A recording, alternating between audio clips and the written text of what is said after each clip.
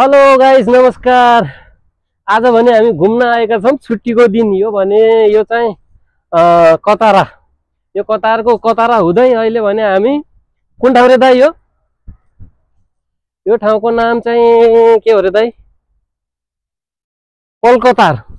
यो ठाउँ चाहिँ पल्कतार हो। हामी अहिले यति बेला पल्कतारमा छौँ, जाँदैछौँ। अझै पनि अगाडिको दृश्यहरू पनि हामीले देखाउने छौँ।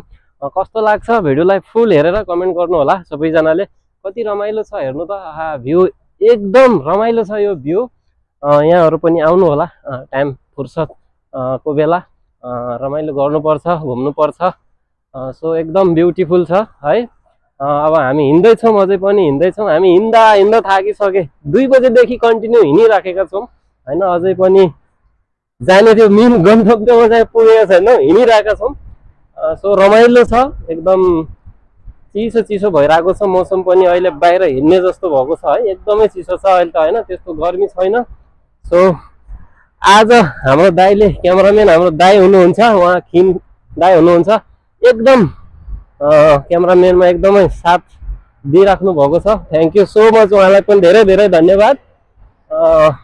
उहाँलाई पनि देखाउँदैछु बेला बेलामा म बिचमा। सबैजनाले भिडियोलाई फुल हेरेर कस्तो लाग्छ कमेन्ट गर्नु होला भिडियोलाई होइन। सेयर गर्नु होला। हामी हेर्नु त कस्तो रमाइलो छ, कत्रो यहाँ ठुल्ठुलो बिल्डिङहरू छ।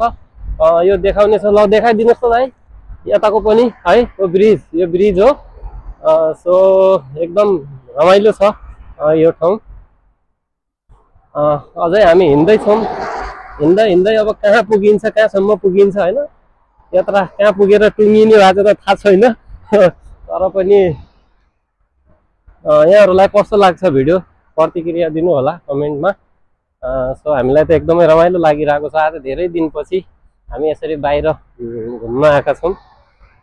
सो आई एम एकदम ह्याप्पी। तपाईँहरू पनि आउनु होला।